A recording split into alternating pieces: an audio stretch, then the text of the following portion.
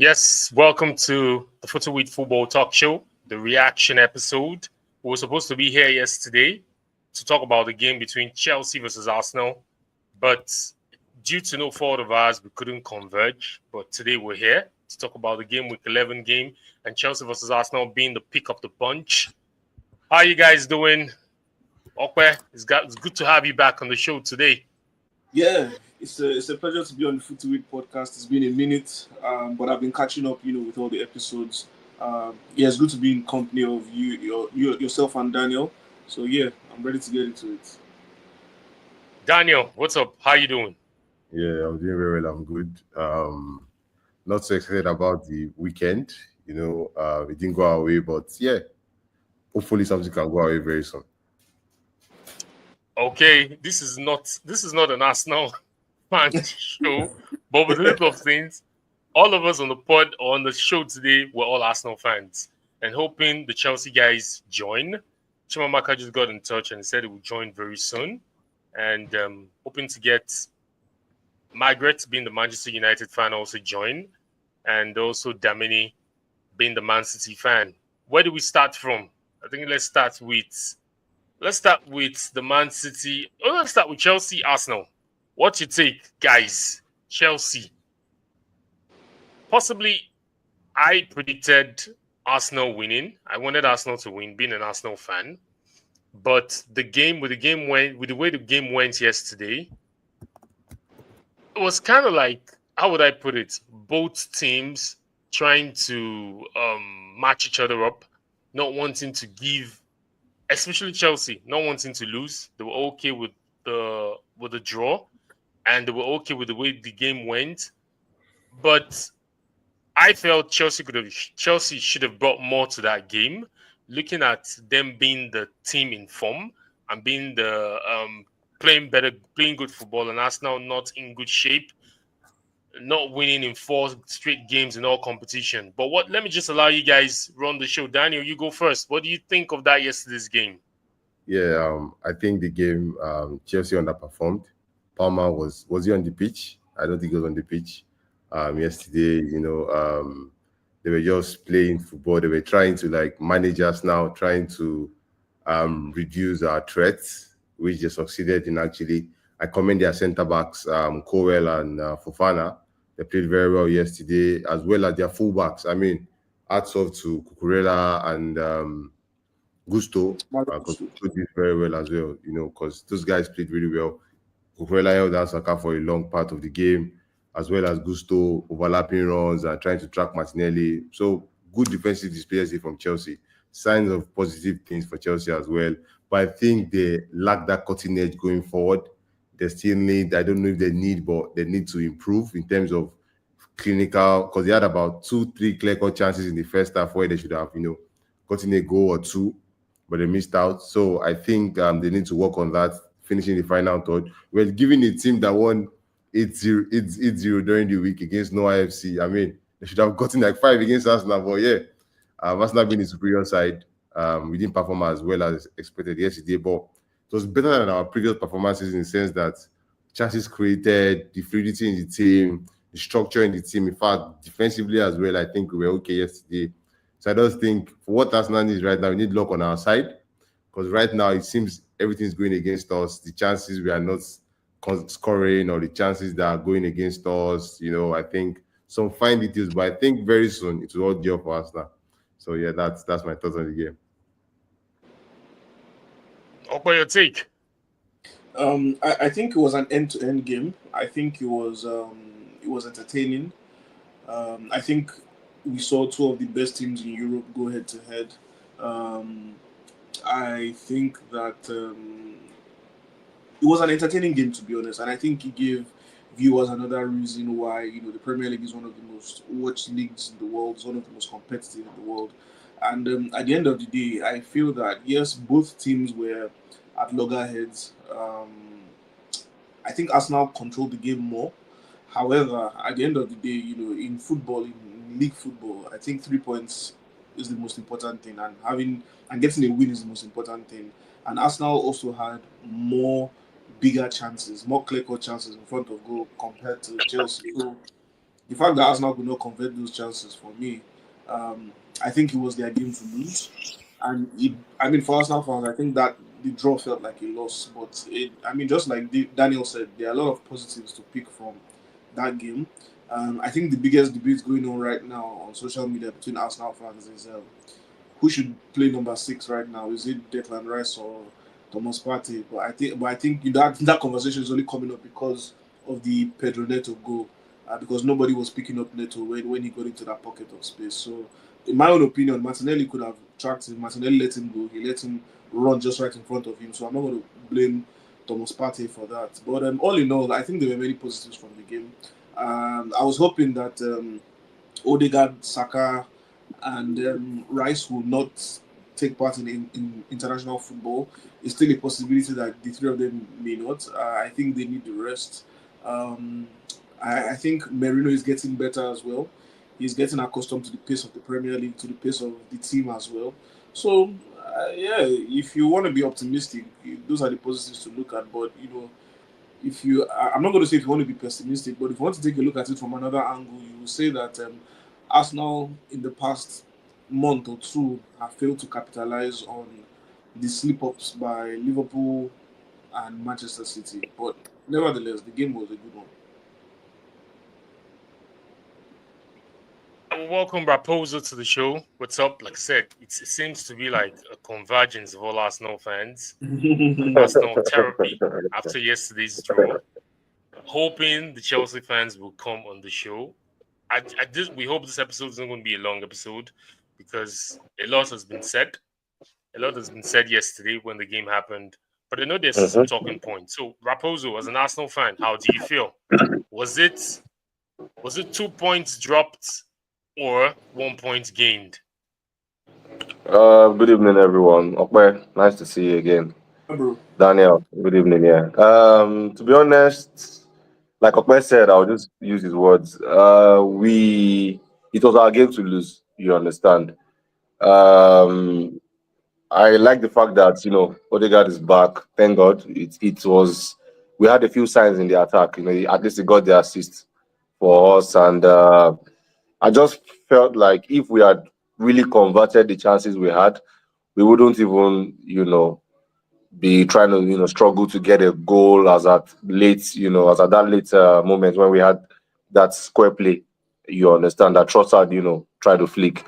But all in all, I feel that we need to step up. We need to start doing better from the next game because we've dropped quite a couple of points that we could have actually, been able to salvage, like the Liverpool draw, Brighton draw, now this one. So, we need to really step up and probably win like the next 4 games in order to cover up because we may keep saying that Liverpool would sleep up. You never know when they will sleep up. I don't see them going all the way, but in order for us to like catch up on that gap that is brewing, because Man City now they are also on that landslide, and we need to take advantage of it so that even if next year, how they do their thing now, after January they come in and start winning almost 20 games in a row, we wouldn't start talking about these same games that we've dropped points on. But I feel that all in all, it's not so bad like most people would make it seem because we've had a very tough couple of weeks, injuries and some other things that have happened in the EPL to us. But getting our squad back, I hope that we can bounce back from the next couple of games. Yeah, talking about hope.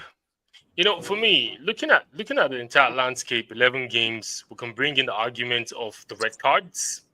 If you look at those games, Arsenal had those red cards, Brighton, Man City, and also Bournemouth. Yeah. Possibly they could have won Bournemouth despite starting poorly, and possibly the Brighton game they could have won it. So 6 points there, and then 5 points dropped there because 1 point against Brighton, which is 2 points drop, and the loss against Bournemouth. That's 5 points. And Man City, it could have gone either way. Man City could have woken up, defeated Arsenal, despite Arsenal being 2-1 up. Who knows? But this is the argument I know the Arteta faithfuls will want to bring because of the red cards and the what's it called? Odegaard getting injured.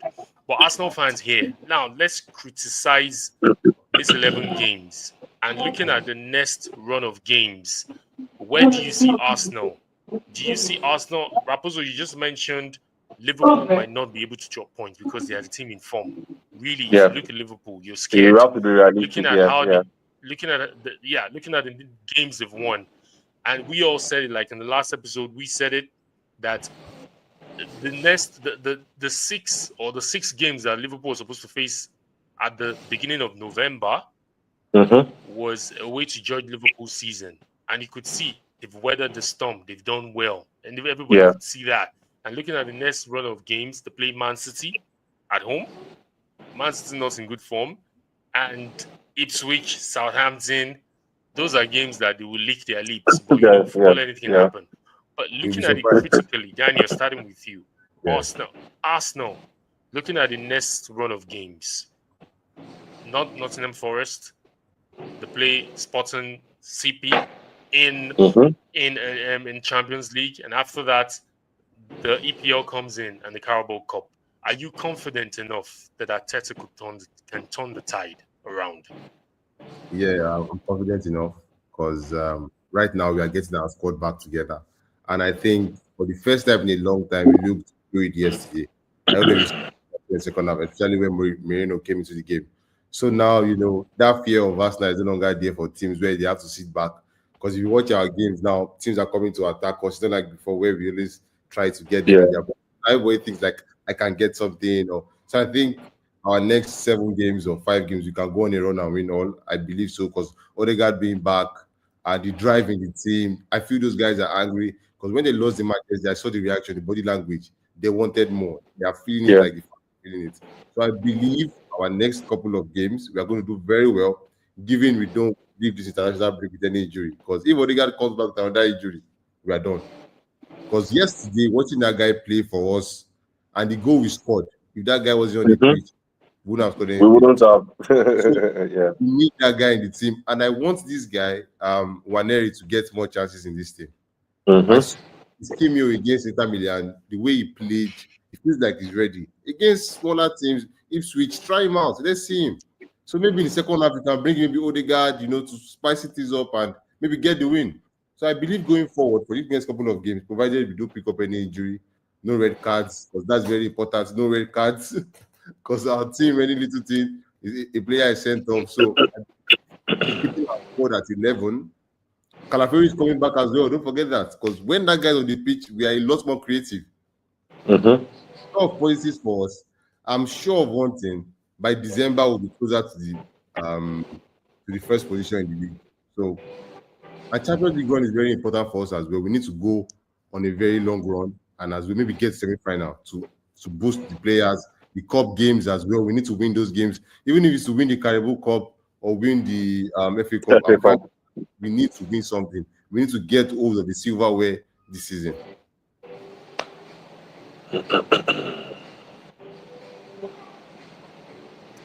Raposo, do you think the introduction of Waneri yesterday could have helped Arsenal?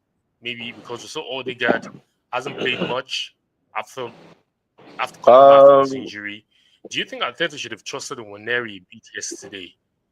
Thinking at least at that 65 minutes with 25 minutes to go, bring in this boy whereby the opponent don't know much about him. We saw the cameo he has had against Inter Milan, like Daniel mentioned. Do you think Arteta's over-reliance on his first 11 could be his downfall and him not wanting to try other people? Try other people. Just try them out. Do you think Waneri could have made a difference yesterday?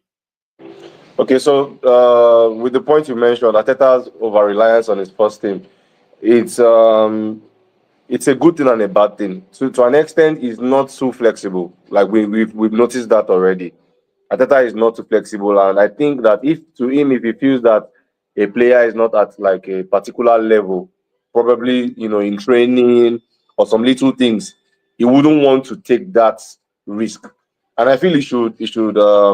He knows better because he's at the job, obviously, but he should, try to take one or two risks, going forward. So, for example, when Saka got injured or got the muscle injury or something, I expected Nwaneri to come in for Saka. I felt Nwaneri would have done a better job on the wing, cutting in instead of Gabriel Jesus. Gabriel Jesus right now, to me, mentally, yes, he was able to score a goal against Preston, but in a way, he's more of a defensive-minded striker. He's more of about holding the ball, taking on one or two players. He doesn't really have that attacking mindset anymore. And to an extent, when you see boys that are hungry, to be honest, I used to say one area wasn't ready. Beginning the season, to me, he wasn't ready. And we've seen a lot of times where, you may put a bit of pressure on young boys like that, and the stage, swallows them up or something. Yeah, but in this case, we're playing 1-1. Saka was already injured. We need that. Even if he didn't play Waneri, play Sterling. Sterling has shown us bits of a sharper, you understand? Sterling has been a sharper winger, you understand, for us. Like, if you look at the Carabao Cup and some other games he has come in, for example, against Bournemouth, he couldn't do anything. When we got the red card, he was the one that sacrificed, that we had sacrificed to, make that sub. But I would say that Gabriel Jesus should please, he needs to go further down the line, when it comes to, coming in and starting games and all. Because right now, we need all we can get attacking-wise. Waneri, in some other games going forward, if Odegaard is, maybe not 100% fit, if he plays about 65, 70 minutes, obviously put him in. Do you understand? Put him in. I don't see any reason why you have people like that and you don't want to even try them out. You understand? We've seen a lot of times too where see the Barca team. You understand? Kobasi, Casado, all these boys that are playing now, you give them the chance. If the coach actually believes in them, for you to put them and register them in your first team, I feel that there should be some times when, you would be able to say, okay, you know what, come from the bench. I know you can do this.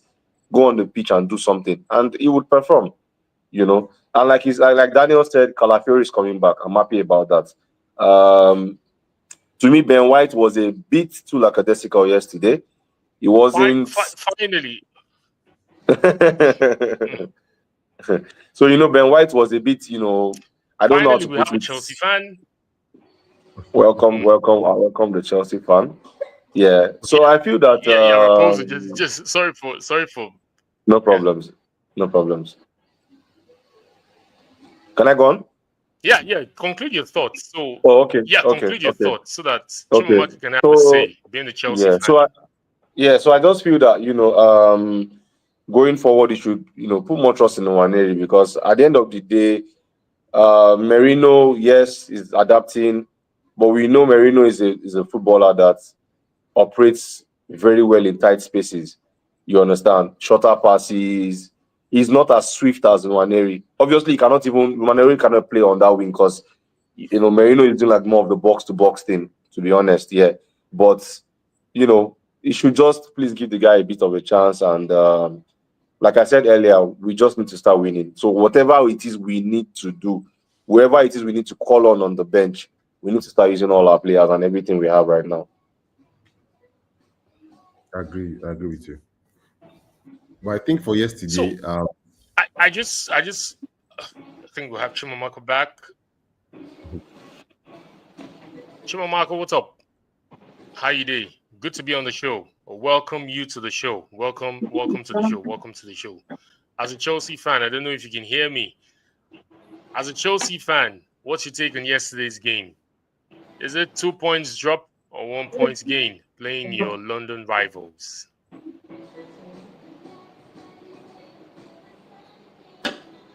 Can you hear us? I think it's having a bit of connection issues. But I didn't want this episode to take long, because we all know what we're battling with in this part of the world. Power tussle. I think at the moment I'm running on my inverter. It's possible we could die very soon. And so as you guys being the Arsenal fan, I just want to ask you guys this question: Do you think Arteta is overdoing things? So here's my point. Let me apply context. Last season was a good season.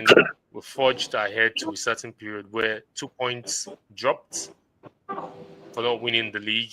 And this season started, we thought we could just maintain the momentum and just had a little bit here and there. Like I said from the beginning of the episode, red cards, injury to Odegaard. So the style is a bit different. And you could see from the body language of the players, is it that he's playing players out of form? Like Okwe mentioned before he went off from the stream. Last season, we would have seen Martinelli run after Neto. But you could see yesterday, he was like a bicycle. I'm not trying to scapegoat him, but yesterday you could see him, how the body language and not running after his man. Is it that Arteta is playing these boys out of form? Rice yesterday as well, we could see how he was. Yes, we know he was playing through that pin barrier, toe issue. Right, too also has dipped in terms of form. Let's be sincere. Gabriel Jesus also deep in form drastically due to injury, recovery from injury. Yes, we'll say that. And also Saliba making errors and Martinelli not being that sharp way he used to be. Is this an Arteta issue? Does he need to learn fast and learn quick?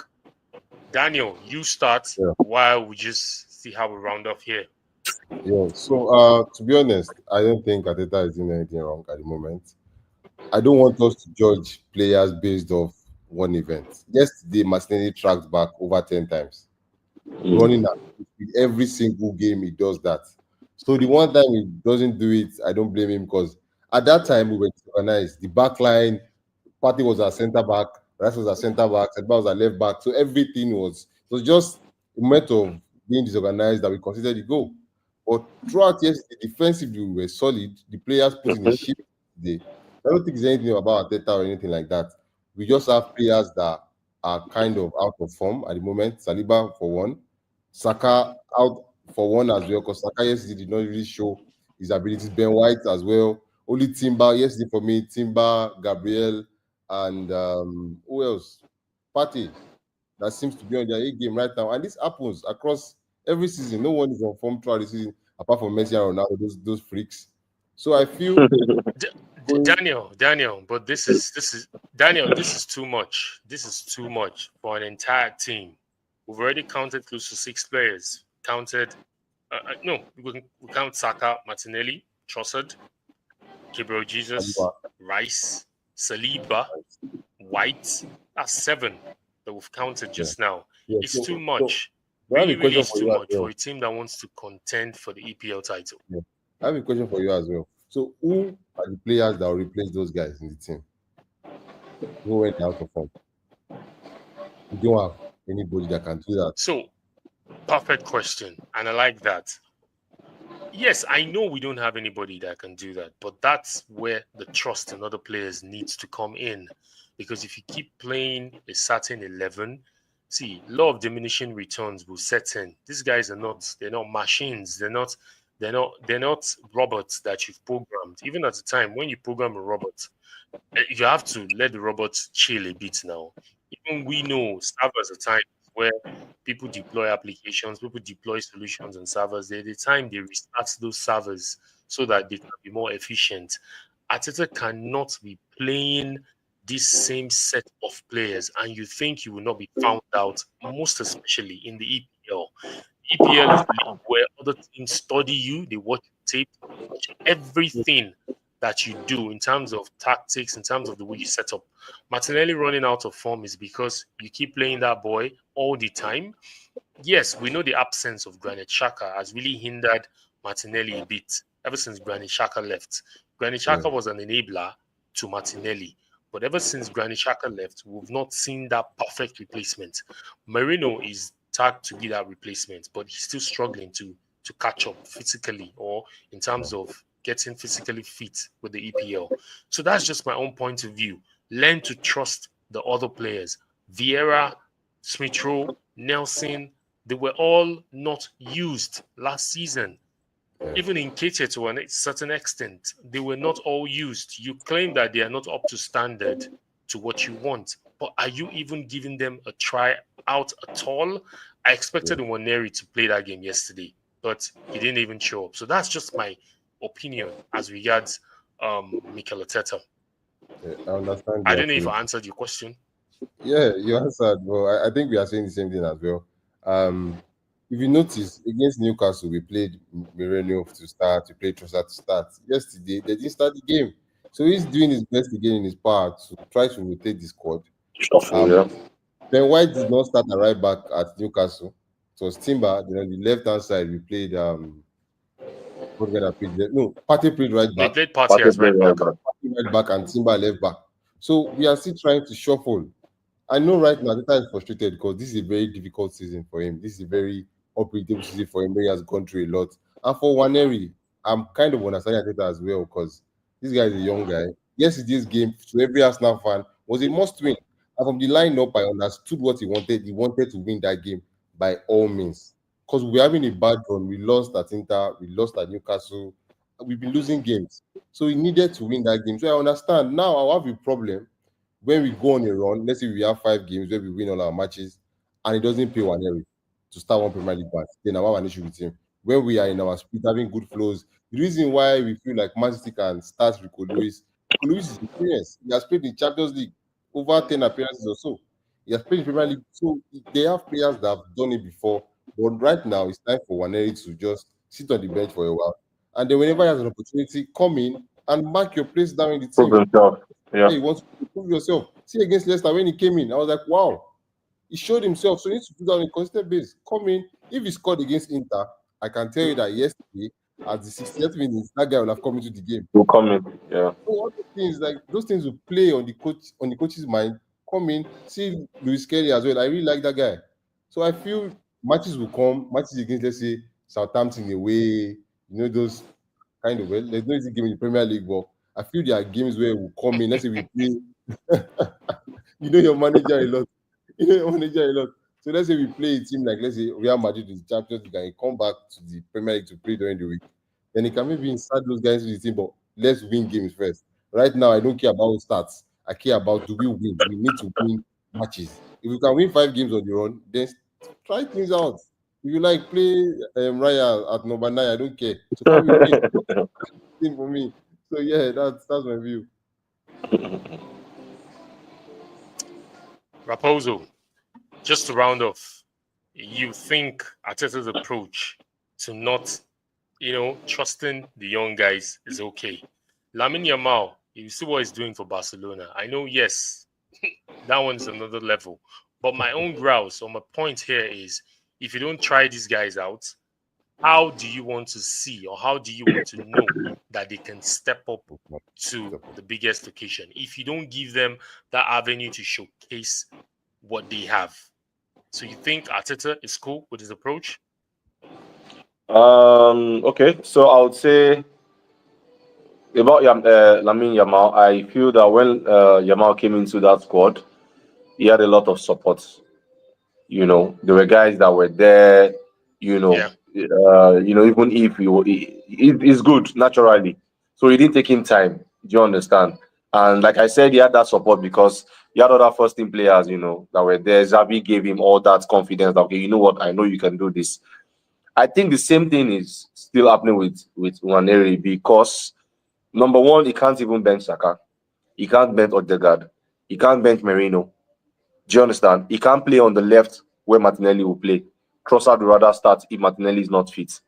But what I'll just say about this season and all the setbacks and whatever we've had is that, to me, Arteta has handled it properly because we've had like a lot of bad calls in some games. See that Bournemouth game.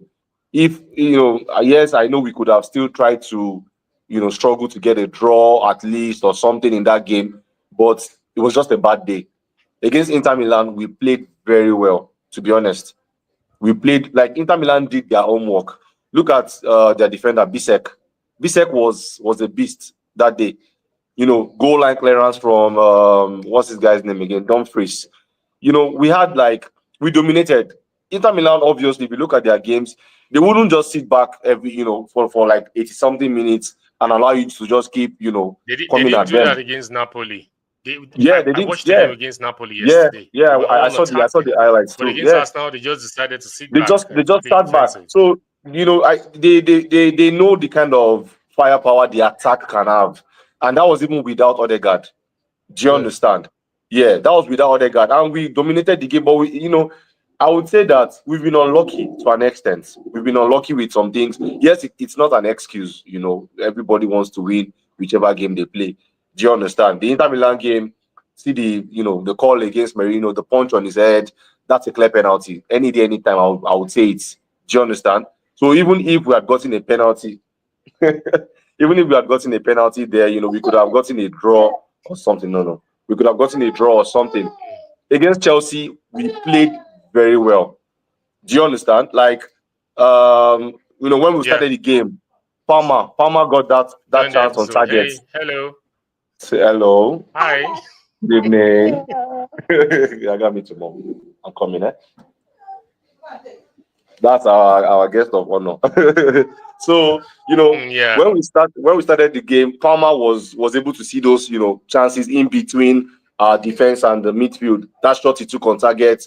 You understand? But immediately after that, what Arteta did was to put Partey on him, and that was what helped them with the goal. Partey was on the left-hand side with Palmer. Neto saw that space in between Merino and Martinelli, just behind them. If you watch the highlights, immediately Odegaard saw the pass. He was already pointing, but it was too late. So there are some times where it was a good goal. You can't take it away from them. But I just feel that if it was some, I'm not trying to be all Arteta, whatever. But to me, he's still doing a good job because I know some other coaches that wouldn't be able to handle this kind of pressure. And the only thing I always say is for this Arsenal squad, for this group of players, yeah. we need to win something this season. Even if it's the domestic cups, we need to win something so that bond between them is there. Because trust me, if we don't win anything this season and clubs start snooping in for one or two players next season, we can't, you can't tell them not to go. They want to get a better career and all that. So that's what I'm saying. We need to, and I know we have the squad to do it. Today, I saw something about us probably going into the market in January for maybe a winger or something. We need to do some business. Push out Jesus. If you don't want Sterling, if you don't want to use him, please return him to Chelsea. There's no need. Do you understand? Just let him. It's true. Either you give him game time or you let him go. You can't just. To me, Sterling coming in yesterday will not be bad because he has something to prove. There's no way you will tell me Sterling cannot take on Cucurella or someone. Would he have been able to play? I think it was on loan, so he wouldn't have been able to play. Would he? Well, I thought he was on the bench. Was he on the bench? He wasn't. He's clock tied. Oh, okay. Loan. No, sorry. England. No, he wasn't. Loan. Yeah. So, but I'm just saying that there's some games where we need to start switching things. I believe in the squad, to be honest, and mentally, with what these guys have done in the last 2 seasons, it's not easy, to be honest. It's not easy, falling short 2 points, that kind of it's. But that is how when teams are strong. We need to be able to say, okay, fine, we've done this before, we can do it again. I wouldn't want to see this season go by and Liverpool just goes all the way and without anybody contesting against them and winning this thing. Do you understand? I really want us to step up and say, okay, fine. Even if Man City is sleeping up, they've won 4, they don't care. Right now, maybe they want to relax and do their thing. See their lineups, Puse and Kyle Walker. To me, Pep is just, trying to catch his own flex for now and test things around. But now we need to capitalize on all these things, win all these games, gain all these points, cover up all these, little gaps we have. But I feel that we should be able to do something good. And a lot of games are coming up for us that will test us, Sporting Lisbon and co. So hopefully we start getting to our vibe. Yeah. Testing time ahead. Ahead. Like I said in last episode, like I said in previous episode, if a slot win this EPL, oh jeez, it's not a good image for him. Yes. Ready to be cooked. I wanted this stream to be 30 minutes, but with 35 minutes gone, Okwe, please, just for you to, take us out, way forward for Arsenal from here. Looking at international break is upon us, 2 weeks. After 2 weeks, the games keep coming in thick and fast. They play Nottingham Forest. play Sporting in the Champions League. Then after that, they play. I think they go away to, I don't know, but I know they play. They go away to West Ham and they play Manchester United and they play Ipswich. Winnable games, in my opinion. But what you take us home. Just in a few minutes, so we round up. Upper, you're muted. Oh. Thank you. Yeah, so I'm here now. So I think there are a few things Arteta can do during this international break. Sadly, a lot of the key players will be involved in international football, as well as some fringe players who will be involved in like lower tiers of international football. Because I would have loved for him to do was to probably have like a behind the closed door friendly, within these 2 weeks. Test out a couple of things, get some players to get some minutes in. I think Merino will get minutes with Spain. I think Odegaard ultimately will get minutes with Norway. I think Arteta's mistake was probably throwing in Odegaard against Chelsea and him playing 90 minutes. Then you cannot tell the Norwegian coach not to call him up. So those key players definitely they will get minutes. You just hope that they are managed well with the international medical teams and the management. So going forward, look, Arteta just needs to keep the spirits high.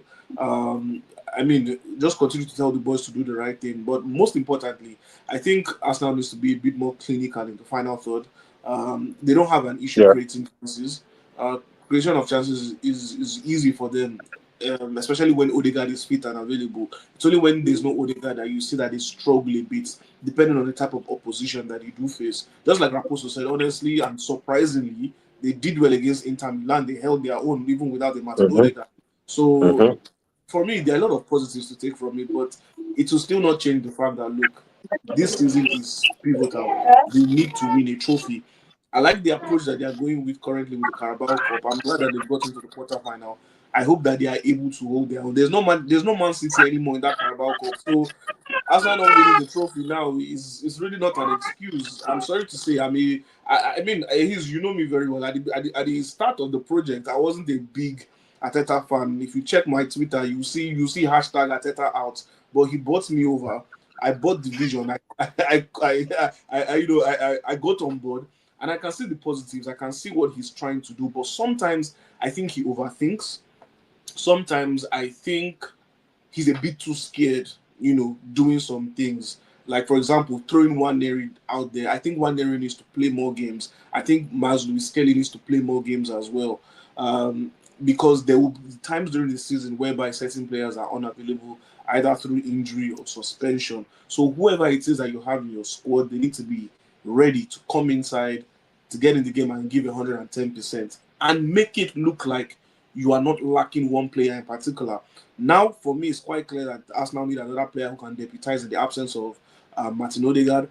Arsenal need another player who can deputize in the absence of Bukayo Saka. That when these players are not fit and playing, it doesn't look like there's a clear drop in quality. Manchester City are suffering that right now. Man City do not have any other player with the same traits as Rodri that can help the team tick the way Rodri does. So you can't afford to,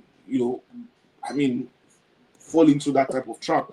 Assuming the other Man City defenders were probably fit, you probably have John Stones playing in that hole instead of either Kovacic or Gundogan. But they're also limited in defense, so John Stones has to play either at centre back or right back, and then you still have to manage the minutes of John Stones as well because he's a fringe player at the moment. He could just snap any muscle at any point in time and is out for X period of time. So look, the blueprint is there. Pep won it 4 years in a row. Arteta knows him very well. Look at what Ancelotti is doing with Klopp within this short period of time. I really do believe in what Ancelotti is doing, and I do think he has made an improvement to the squad. So at the end of the day, Arteta just needs to keep doing what he's doing. I think they need to keep the unit tight. They need to encourage themselves. And from now on, I think Arteta needs to make it clear to the board that look, with a sporting director or not, I want to make additions in January. I need to offload some dead weight. I need to bring in some quality if we're going to win a major trophy this season. Yeah. Man, thank you very much. I don't know how we're going to tag this video. So we're going to tag it as the Arsenal fans therapy on FootyWit because we expected the other guys to join us, but unfortunately they couldn't join. But anyhow, which way, I know it was dedicated on us reviewing the Chelsea Arsenal game. Game, But yeah. fortunately for us, it was just the only Arsenal fans that showed up, and we know how to tag. We know how to tag the video. Thank you guys. Thank you for coming. Thank you very Thank you much, very Daniel. much. Thank you, Raposo. Thank you, Okwe, for Thank making you. it on FootyWit Football Talk Show. Stay blessed and have a good week, and enjoy the rest of the week. Peace.